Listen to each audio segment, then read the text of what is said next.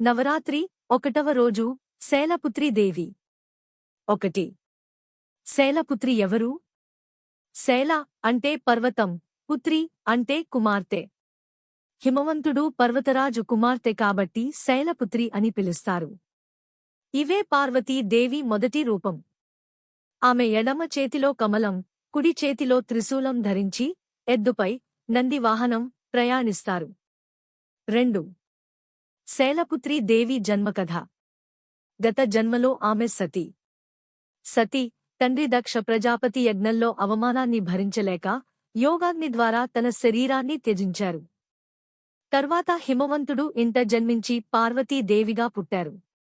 అదే రూపం మొదటి నవరాత్రిలో శైలపుత్రిగా ఆరాధింపబడుతుంది. 3. ఆరాధనలో అర్థం. శైలపుత్రి భక్తులకు ధైర్యం, స్థిరత్వం, ఆత్మవిశ్వాసం ఇస్తుంది. ఆమెను ఆరాధిస్తే మనసులోని అస్థిరత్వం, భయం తొలగిపోతాయి. దేవి మనసుకు బలం ఇచ్చే మొదటి పాఠం నేర్పుతుంది. 4. మొదటి రోజు ఆరాధన విధానం.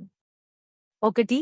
ఉదయం స్నానం చేసి శుభ్రంగా పూజా గదిని అలంకరించాలి. 2. కలశాన్ని ప్రతిష్ఠించి శైలపుత్రీ దేవిని ధ్యానిస్తూ పూజ చేయాలి. 3. ఆమెకు తెలుపు పువ్వులు, పాలు, నైవేద్యం సమర్పించాలి. 4. మంత్రం జపించాలి. ఓం దేవి శైలపుత్ర్యై నమః. 5. శైలపుత్రీ దేవి మహిమ. ఆమె భక్తుడు సాధారణ మనిషి నుంచి యోగసాధకుడిగా ఎదుగుతాడు.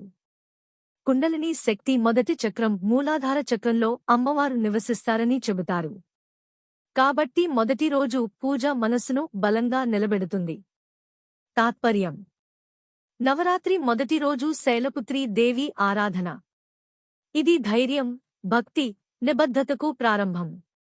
సతి అవమానాన్ని తట్టుకోలేక త్యాగం చేసినది, మళ్లీ పార్వతీగా పుట్టినది అనే కథ మనకు చెబుతుంది. ధర్మం కోసం, గౌరవం కోసం ఏ త్యాగానికైనా వెనకాడరాదు. సంక్షిప్తంగా. మొదటి రోజు శైలపుత్రి పూజ భక్తుడికి ధైర్యం, స్థిరత్వం, ఆధ్యాత్మిక శక్తి ప్రసాదిస్తుంది.